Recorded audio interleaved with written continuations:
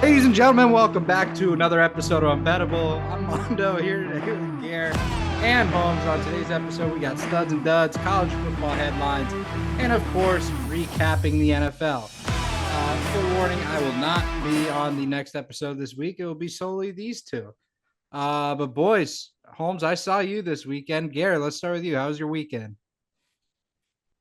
Don't even remember what I did this weekend. I had a good weekend though. Nothing too notable. Watched some football, hung around, got some OT work in. Um, and yeah, just been grinding ever since. My job is a grind and I love it, and sometimes I hate it. But keeps me active, keeps me going, and I make money, so fuck it. And I got my Travis Scott shirt today. I ordered from the drop that he did for Days Before Rodeo. So pretty fire shirt that came in today. So yeah. Holmesy, baby. How was your weekend? Great, dude. We linked up for college football and for NFL. Got to watch a little bit of both on Saturday and Sunday. I mean, great weekend, crazy weekend, especially in the NFL. Upsets galore. I mean, one of the weirdest NFL weekends we've seen in a while. That happened to Tua, as Garrett's demonstrating right now. I mean, college football was kind of a wild Saturday too, keeping up with some of those games. So, got a lot to get into. Yeah, let's go ahead and get to studs and duds. We are starting with duds because you just mentioned it. My dud. It's the Miami Dolphins. Ladies and gentlemen, I tried to record an episode on Thursday night when this happened, and we couldn't make it work. And you would have you might have seen a grown man cry if that happened. The past several days have been a roller coaster of emotions. You know, you're excited to smoke the Bills, then we get smoked by DeMar, then we lose our season, and then Tua may be coming back. And then there's the moral area where, like, do I want him to come back? And then I don't know. Long story short, I've been struggling. But the Dolphins are my dud, and that's all I can really muster because I don't know how to put into words what I'm feeling right now. So I don't want to get us in trouble. Holmes, who's your dud? I'm gonna go from the game last night, Monday Night Football. I'm picking Nick Sirianni. I know, yeah, Garrett. Sorry, bro. I hate to take your pick from you if you're gonna take him, but I think that the Eagles solely lost that game last night because of Nick Sirianni. Just a couple of really odd coaching decisions that kind of cost them the game in a couple of scenarios. Early in the game, they had the chance to be able to take a field goal and get points up on the board. Instead, end up going for the fourth down, missing it. Those are 3 points that they definitely could have used at the end of the game. And then at the end of the game, Eagles driving down the field, just trying to eat clock, have the Falcons use up all their timeouts. And on third down, they decide to pass the ball instead of run and continue to make the clock go down. That to me made absolutely no sense. Obviously, Saquon Barkley did not catch the ball. The clock stops. You kick a field goal, and you give the ball right back to the Falcons. In that scenario, I think you have to continue to run the ball with Saquon, who's had chunk plays for you all night long. And you're gonna, I think, in my opinion, it worse if you end up with a 4th and 1 there. You hit the tush push and you go for it again. If you miss it there, the Falcons have to drive 90 plus yards to get a touchdown and beat you.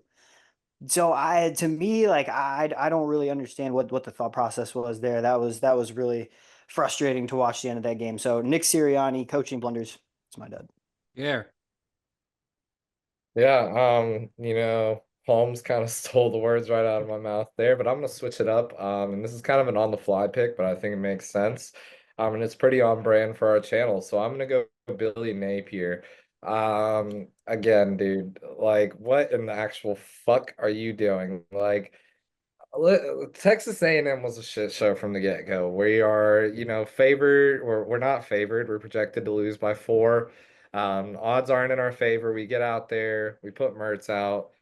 Mertz does what Mertz does and does nothing at all. So then Napier's like, fuck it. Let's throw Lagway in this time. And then Lagway gets a little bit further than Mertz did, but that wasn't good enough for Billy.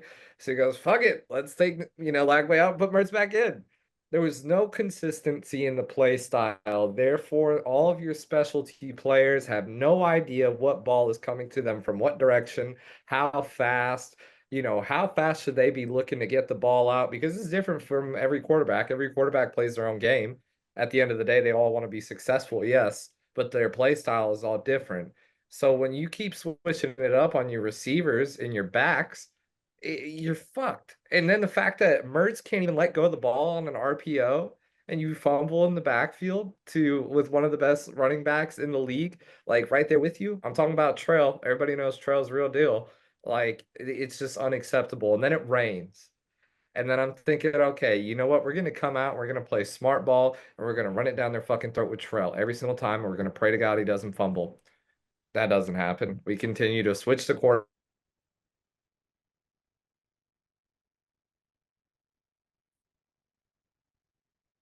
and again, consistent drives. And you know what? That's all on one person, and that's the person calling the plays. And you know what? Fuck you, Billy Napier, because you come out and you say, "Oh, I should have done better. I should have done this. I should have done that." You are in a professional position where you're getting paid millions of dollars to do what you do. You don't think to even think about that before a game, especially Texas A&M. It's an SEC matchup. You're in the swamp.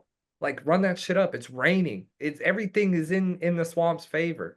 And no, you still throw it away. So Billy Napier, dude, you and your fucking skinhead ass can take that shit back over to Louisiana because I'm tired of it. I dead ass Sam. You are not meant to coach an SEC team. You don't have the heart, you don't have the fucking balls, and you don't have the brains. Straight up. And without either of those things, I mean, even if you have two and you're missing the other, you're not good enough to coach SEC ball. So Billy Napier, sayonara, bitch. I'm tired of him. Yeah, so there were a couple points over the past couple days where I genuinely considered like chalking my entire football fandom uh between all three major things, Gator, Dolphin, and fantasy football. There was a solid day where I just was like, I'm done for the year. Like I'll see you next year. It's not going for me. It's week 2. I'm done. It's okay. I accept it. Moving on.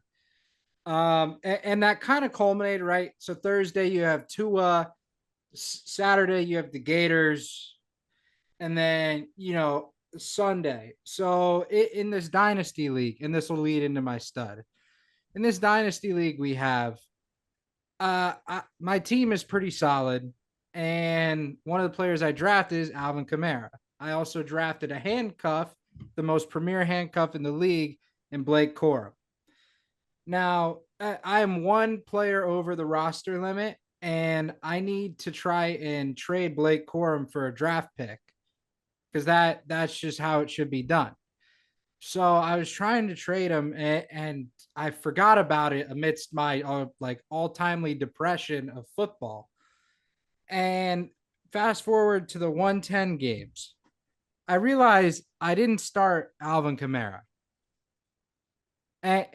And this is 10 minutes into the 1 o'clock games. It's already over. I'm like, fuck, all right, whatever. I didn't put in Alvin Kamara.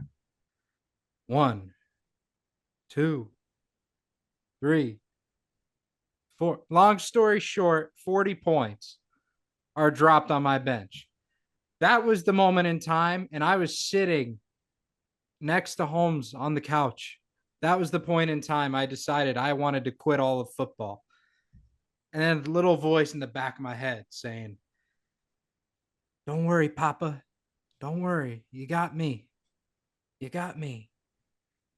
Ladies and gentlemen, my stud of the week is Marvin Harrison Jr.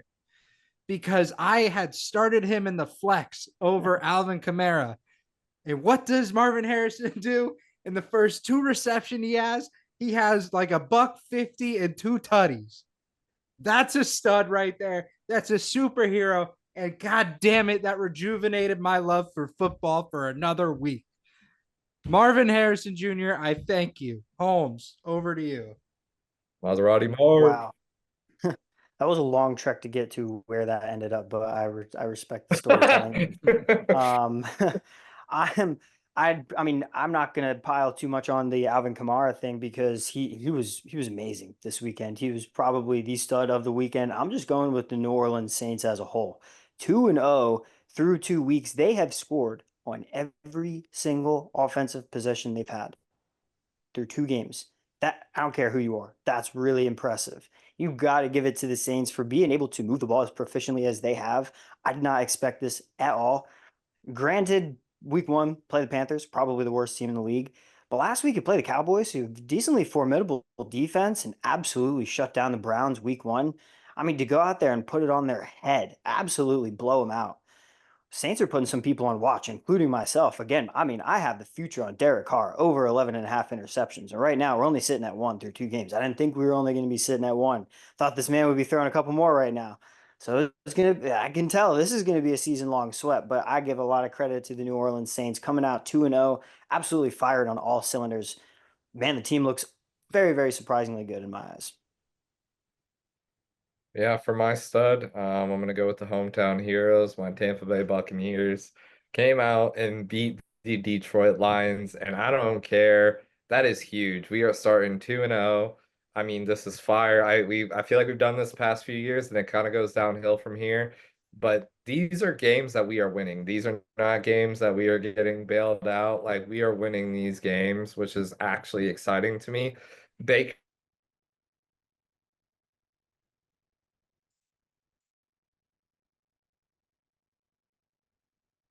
He on that tutty run, Holmes knows what I'm talking about. Made that man absolutely put his dick in the dirt. And I just think that was amazing. I love seeing Baker actually play like how Baker Mayfield should play, like back when he did when he was in college. It's exciting.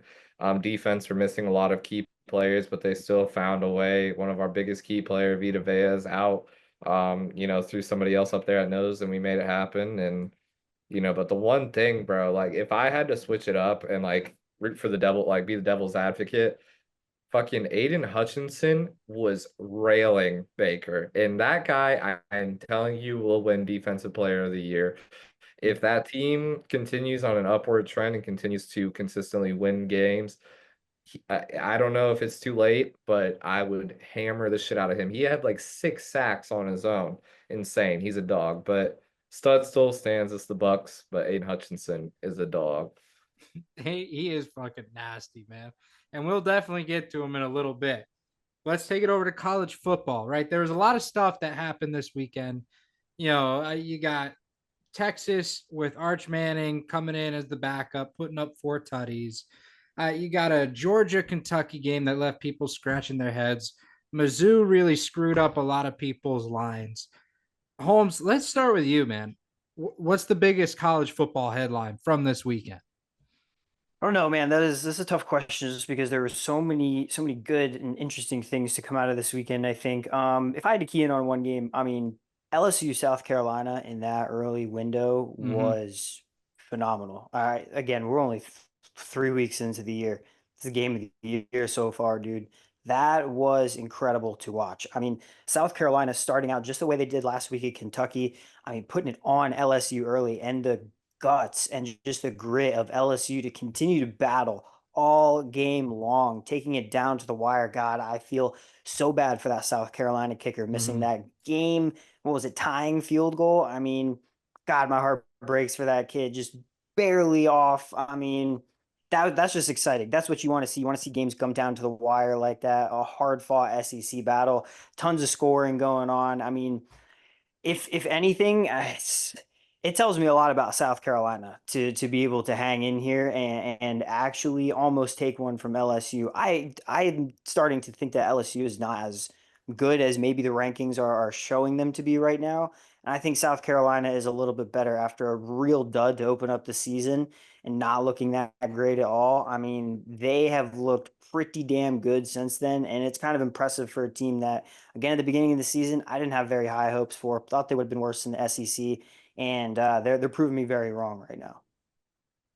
Sure. Yeah, I mean, I think my biggest headline from this weekend is going to be there's a new number one in town, and that is Texas. I don't really think that is a shock, and that's not really the direction I'm going to take this one, just because, Arch Manning did his thing, and there's not really much else to say about that. But I do want to touch on Georgia finally being bumped down. I don't want to say finally because they are the team to beat. I mean, it's a given. They have been like that for basically the past 4 or 5 years. But Kentucky went out there. And unlike other teams where they have accepted their loss before they even stepped on the field with the Dogs, we're like, all right, we can do this. We just got to put our heads together and play our football. And that's what they did. And they only lost by 1 point.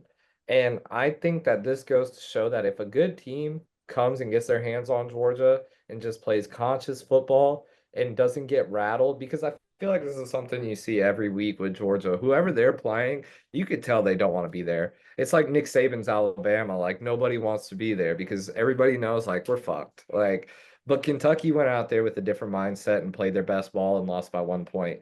And I think that's bad on Georgia because yes, Kentucky is an SEC team. We know SEC teams when they play against each other. Doesn't matter how dog shit you are, you could come out on top somehow. And it's just because of the grit that you show. And I think that Kentucky went out. And after having like a kind of disappointing first week, I think they should be proud of themselves. I mean, they lost by one to what was the number one team in the nation basically for the past 4 years. And I think it just goes to show that Georgia can be beaten. And I think that when they do play some good teams, we might see some upsets in the future. Yeah, no, I like it. Georgia game, man, that was one of the more confusing games I've watched. I know, a lot of people were sitting there worried about the bank accounts and all that. It was just a wild game. I'm gonna turn it over to the fall of all of Florida in the for football. I mean, that was kind of the headline that I kept watching this weekend. Both teams look horrible. It's absolute comedy. You got the dichotomy where the Gators, their collectives already raised $26 million. They did it in about 8 hours on Saturday, right after the game. It was unbelievable. And you got FSU with a coach who's arguably proved less, and had come in with more in place. It's Norvell, and he's still got a job. Nobody's talking about firing him.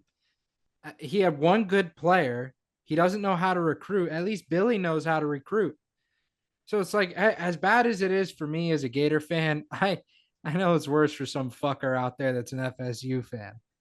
But long story short, it sucks watching football in the state of Florida right now. It really does. Unless So you're hurt. yeah, Yeah, then it feels good. but everybody hates them. So that's nothing new. I agree. Let's move it over to NFL. Do we have to talk Thursday night football? Do we have to? You don't have to, bro. You really don't have to if you don't feel it. I'll let you guys talk about it. I mean, there isn't really much to say about this. Like, it's just such an unfortunate situation that to happen to Tua yet again, going down with another concussion, and looked serious once again. To be able to be put in this situation time after time again, it really sucks for a kid that's so talented and so hardworking and just got his bag, just got rewarded for working his ass off in the NFL.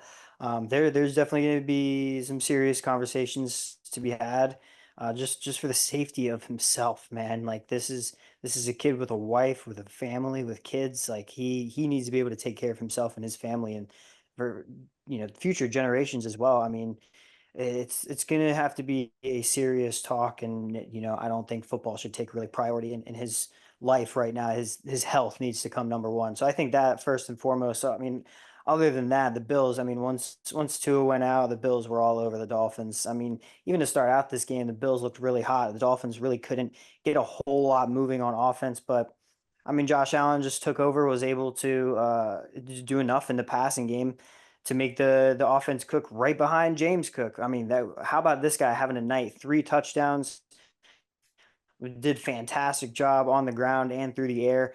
You give the Bills a lot of credit, man, coming out and beating Miami Dolphins yet again, this time at home, but albeit with a backup quarterback for most of the game. Yeah, brutal. That's really the only word that comes to mind. And there's a lot of discussion that needs to be had by multiple parties here. First of all, the Miami Dolphins fan base. I think that Tua is a great quarterback, and I think that he has provided a lot to your team. But you have to think about this man's health at this point. he says he plans on coming back. He just got put on IR today, so at least 4 games he's going to be gone. Which I really don't think that's enough. You got to think about the severity of concussions, because I mean, I guess a little, you know, anatomy lesson for people that don't know about concussions. When you get a concussion, there are things called synapses in the base of your brain. And when you get a concussion, basically what happens is you snap those synapses and they don't grow back. So, this joke about CTE and oh, ha ha ha, it's so funny. Everybody just brain turns to mush. It literally happens. And I think that now this is his third time. And the gang sign memes are all funny, but in all seriousness, it is very bad. And I hope that when he does make this decision, it's about his health and not about his wealth, because he really already has the wealth. He has young kids and he should be around for them. And then I guess the other thing that I think should be discussed way more than it is the use of guardian caps. I know this is like kind of a pussy thing to say, but like there are players that are already wearing them, and I'm not saying that they have been, helpful, because we haven't seen anybody really take a big hit with one of these things on, and they get up and walk away scot-free. But especially for quarterbacks, man, like you're very vulnerable. Whether you're running, you're not ready to take a big hit, and you're passing, you're just gonna get the shit knocked out of you because you're not even gonna know where it's coming from. So it's like I feel like if you are gonna run slide, I don't really understand what Tua was doing sliding head first. That was kind of bizarre to me. Definitely think he could have made a better decision there. But I think the safety of the NFL just needs to be discussed more, because it's sad, these people that have worked their asses off. Like the way I look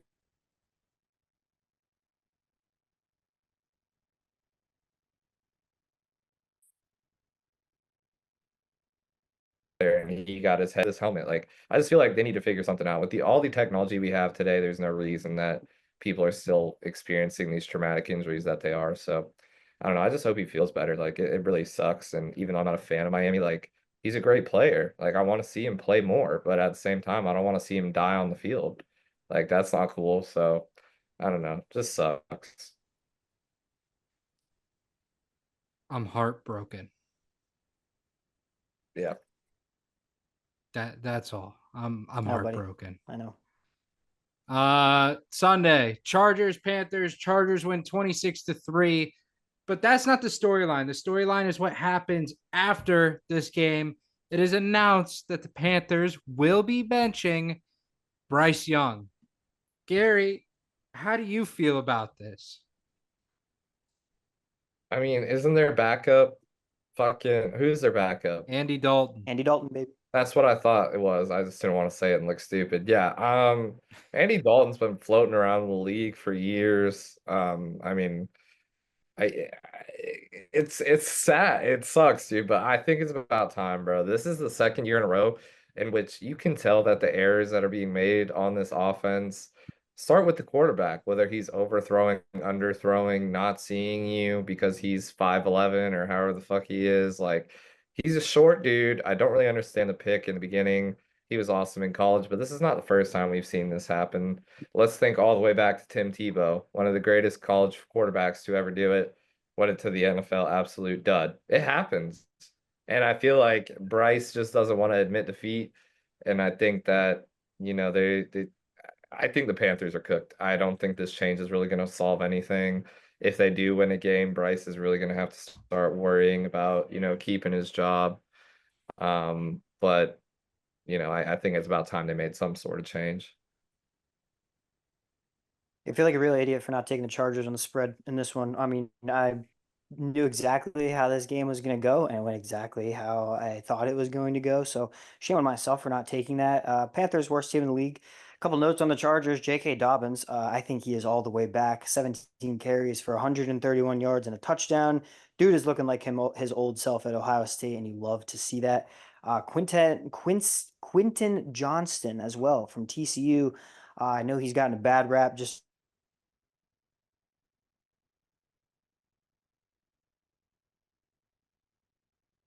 dropped catches and just for 51 yards and a couple tutties. Good on that man for getting the end zone twice, helping out the Chargers. Other than that, dude, the benching of Bryce Young is so good for my future pick. I don't know if you remember, but we took Bryce Young under 3,200 and a half passing yards for the season. And this guy on the bench, we can coast to this one, my friends. We can. That we can. I'm not shocked, but also like the man's got no offensive line. And like that's brutal. And the Panthers have to do a better job, or else they're gonna keep wasting draft picks on quarterbacks when in reality they need to fill the trenches. Um, but one Totally. team, I mean, Thought he just freeze up on us. oh shit. There you go. You're back, bro. You're Am back. I here? Am I here? All right, we are back after the technical difficulties. Mondo's computer crashed. He is out for the rest of the episode. Me and Gary here to take over, go through the rest of the NFL slate with you real quick. We were talking about Raiders, Ravens, one of the most surprising games of the 1 o'clock slate. Raiders end up winning 26-23. Massive upset. Ravens start out the season 0-2. Anything you take away from this game, Gary? Bad. It's bad. I don't know what the Ravens are cooking, but it's shit. They not only lost this game, but they lost this game at home. Brutal look for the boys. Mhm. Just Lamar needs to start playing smarter football, dude. I think that he's kind of playing greedy football right now, trying to get some rushing yard on his feet. And he needs to hit his targets, bro. You got Zay Flowers, who is absolutely stunning. Launch it to him, bro. We know he has the arm. They just got to play smarter football. And that Raiders defense is tough, being led by Max Crosby. I think that's a big sleeper. Gardner, I think he just kind of had a good game, but their defense is tough. Yeah, massive amount of credit to the Raiders defense stepping up here and going into Baltimore and getting a win. Browns Jags. This is kind of a weird game too. And honestly, I hate myself for fading the Browns and losing in this spot. I said I was going to fade the Browns until Deshaun Watson proved me wrong, and I guess he kind of did in this one. 22 of 34, 186, so not great through the air, but ran for a touchdown. Browns win 18-13. Gary, this game was just ugly, bro. Anything from this one?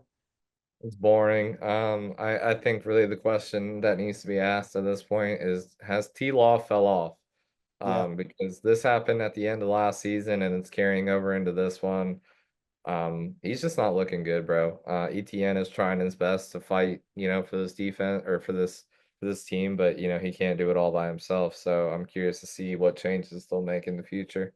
Yeah, same. Under 50% passing, not a good look from Trevor Lawrence. Let's go to the Jets and the Titans. Jets win this game in Nashville by 7, 24-17. Jets get their first win of the season, and the Titans fall to 0-2. I had Will Levis to throw a pick in this game. That was pretty easy money. That felt good about that one.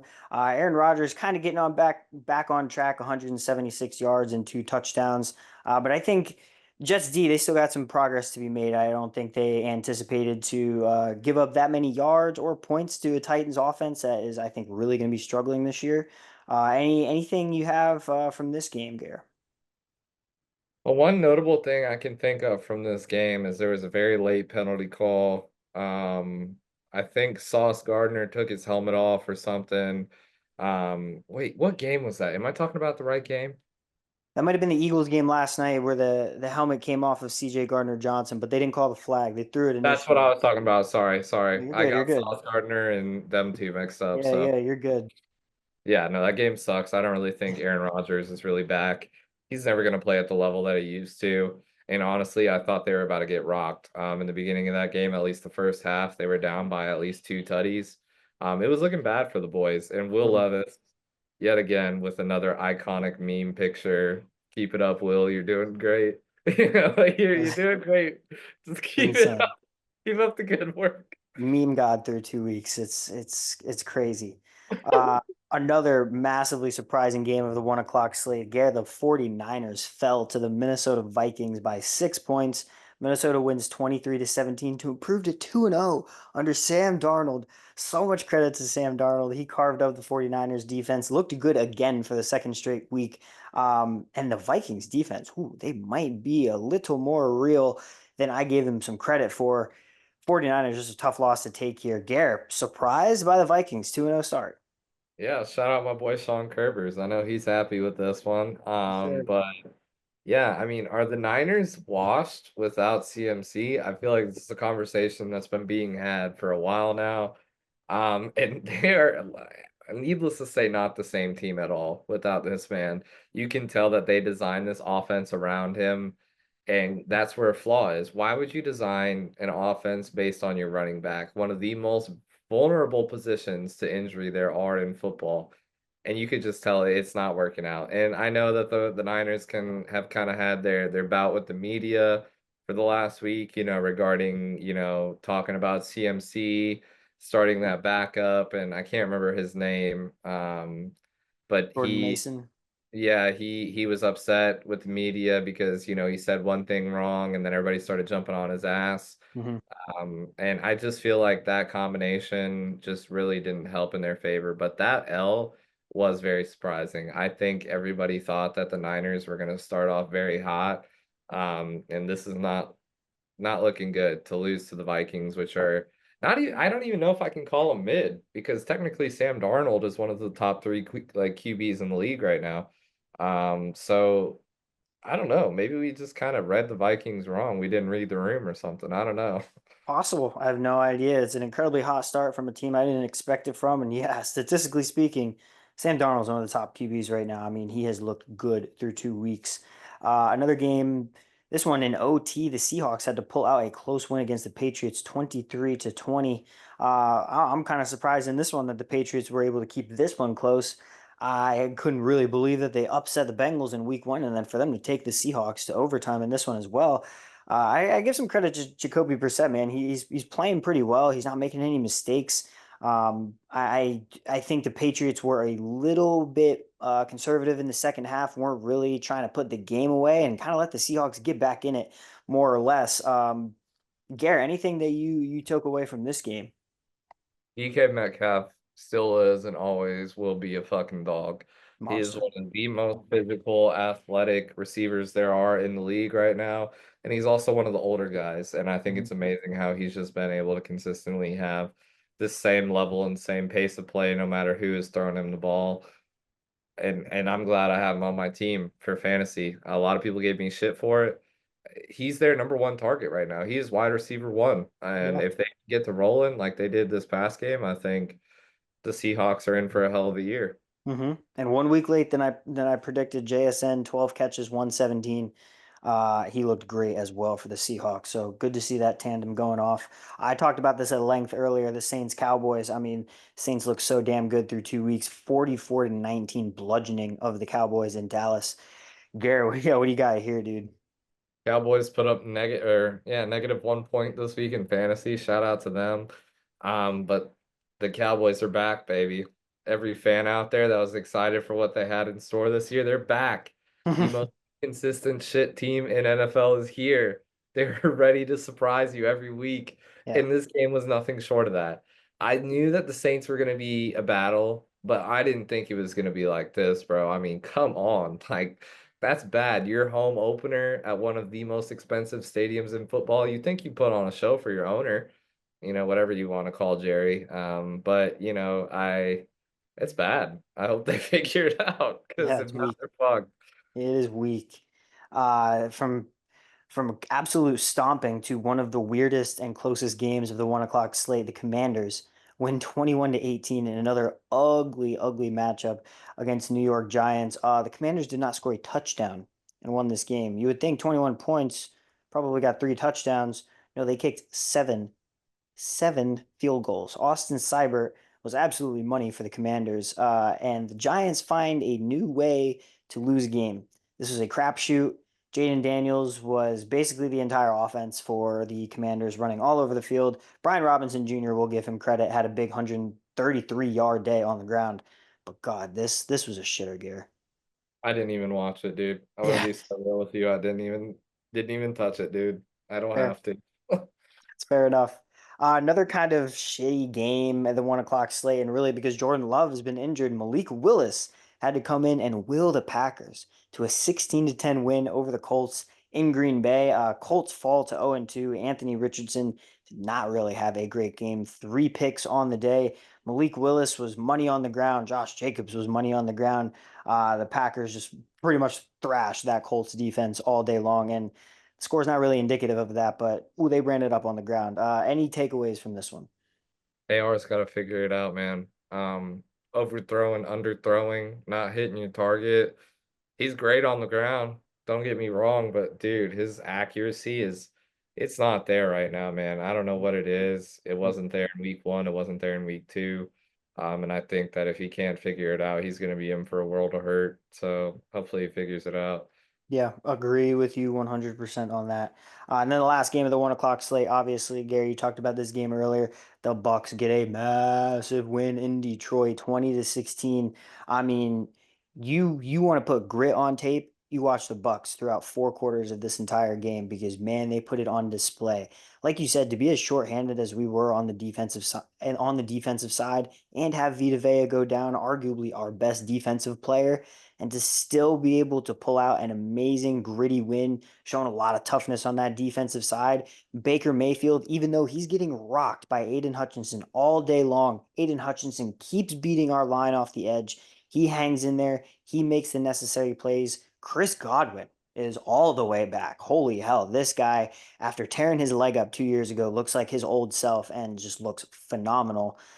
I just love the Bucks offense, man. I agree with you completely on what you said earlier about Baker Mayfield. Like he finally looks just very comfortable. He's in a system that he knows. Year two, he's with guys that he trusts. That locker room loves him. He's in a great area, and he has revived his career with the Tampa Bay Buccaneers to a point where I don't think a lot of people thought he would get back to. Yeah, I agree. I mean, the Bucks are just a happy org right now, man. They're winning. Their players love what they're doing, and they Mhm. love each other. And I really think that could really take you a long way. One team I think that's comparable but in the wrong way is the Eagles.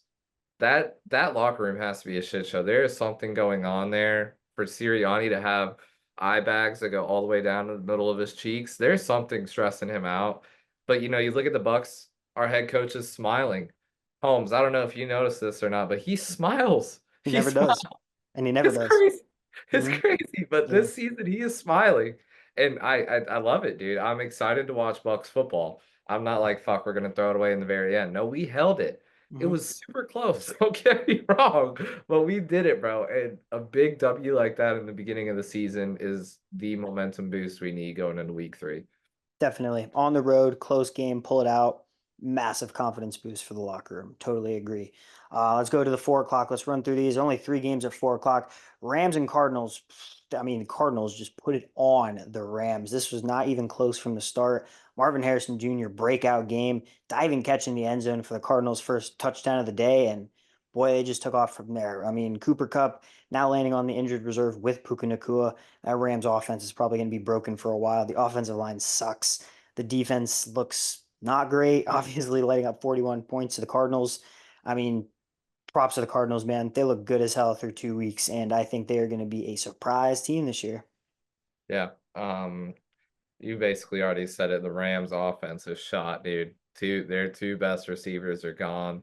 No estimate on when they're going to return. They're going to have to find a way and they're going to have to play some football on the ground because they can't be launching it like they were where Puka and, Cooper basically just have magnets in their gloves. It's not going to work like that. So Mhm. curious to see what they do moving forward. Same. This absolute shitter of a game in the 4 o'clock window. Steelers win 13-6 over the Broncos. God, this was just such an awful game to watch. Bo Nix was not good. Threw 2 picks. Steelers defense was all over him all day long. TJ Watt causing a ton of problems, as he always does. And Justin Fields, honestly, he was just as good as you needed him be, as good as you needed him to be to win a game against the Denver Broncos right now. That's all I got. Yeah, man, Justin Fields, he kind of I think he has like the same disease that Josh Allen does where he can sometimes play down to his opponent and he shouldn't be doing that. I think that he's too good of a player. Like he has talent. It's like you can tell that sometimes he just hates being out there, man. He just has this like look on his face, like what the fuck is going on? Like he needs to smile and play ball, bro. Like you're making millions to do what you do. The Broncos lost cause, dude. I mean that team has been in a rebuild phase since I've been like 10 years old, since Peyton Manning was there, basically. Oh, yeah. They've been cooked for a while, and Bo Nix was not the answer. Unfortunate situation they got out there. Then arguably one of the best games of the entire slate. Chiefs pull out the game-winning field goal at home to beat the Cincinnati Bengals 26-25. Story of this game, honestly, Joe Burrow looked really good. 23 of 36, 258, 2 touchdowns. Looked a lot better than he did in week 1 against the Pats. Took the Chiefs to the wire. Mike Gesicki had a day for the Bengals. And then unfortunately on the Chiefs side, Isaiah Pacheco going to be out for multiple weeks with a fractured fibula, I believe. So Chiefs are able to edge this one out and go to 2-0. Bengals surprisingly dropped to 0-2. If you want to call it surprising, I again tend to think that they start out very slow every year. So this is kind of on par for how they normally do under Joe Burrow. But hey, Gary, you got anything from here? I'm sick of watching Chiefs football, dude. I hate it. It just makes me sick. It's like I don't know. The way I think of it is like I don't know if this makes any sense, but the Hunger Games. And like the Chiefs like live in that super utopia thing where everything like works well for them and like every other team is like the coal miners and like the fucking like working out in the fields and shit. Like I hate watching this utopia of a football team do good where every call just somehow goes like in their way. Like that stupid ass PI at the end, bro. What the fuck? Like I get it after watching it a few times. I get it. Like you knocked his helmet, like yeah. But he wasn't doing that shit on I don't know, bro. Like that shit pisses me off because if that would have never happened, they would have won that game. Yep. They had that stop. And then they're like, okay, PI, you get to move 70 yards for free, pass go. Here you go. Here's the W right on a silver platter. And Yeah. I hate that. I hate games that end like that, where it's just some stupid ass penalty. And then like Taylor Swift, oh God, I just want to fucking like bite like Andy Reid's ear off or something, man. Like that shit pisses me off so bad. All right. Wow. That was the Mike Tyson segment of the podcast. Wow, that was crazy. Um, Bears Texans. We go to Sunday Night Football. I'm going to keep it a book. I honestly did not watch this game as much as I thought I was going to, and it really didn't turn out to be that great. Bears once again, of what I saw, are struggling on the offensive line. Caleb Williams kind of struggling to get his footing. The Texans were able to kind of just cook how they normally do, man. Cam Akers looked good after Joe Mixon was taken out due to injury. And Nico Collins, another great game for the Texans. He's still looking like the stud receiver he was last year.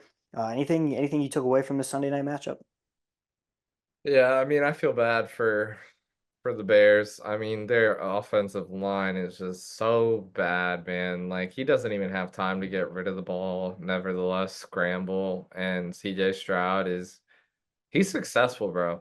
To come in as a rookie last year and make a name that he did and to keep that name, if not bring it to a higher standard this year, I think that he has a lot of potential to take his career into to links that most people don't. Like he's a really good quarterback. But the Bears, man, I feel bad. I don't know. I don't know what they can do at this point. I really don't. Yeah, there's not much to say. They really just have to right that ship on offense, figure out what they need to do because it's not clicking right now. Then, Gary, we will round this out with our game last night on Monday Night Football. I talked about it a little bit earlier in our dud segment, but the Falcons win 22-21 on a last-minute drive by Kirk Cousins to go down the field, shredded that Eagles defense after what I think was the biggest coaching blunder I've seen in a while by Nick Sirianni, not running that ball on third down and trying to run that clock out as much as possible. I mean, honestly, this was a pretty fun football game to watch. Kirk Cousins was not bad at all. Definitely looked a lot more comfortable than he was last week. Bijan Robinson had a monster game, almost 100 yards on the ground. Same thing for Saquon, almost 100 yards on the ground for him. Jalen Hurts looked nice, kind of up until the interception at the end, and was a monster on the ground. I mean, he was taking over with his legs in this game.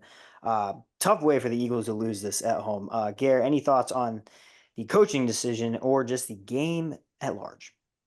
Thought it was a great game. Both teams put up a really good fight. The Eagles kind of have this thing though, where they start their games pretty slow.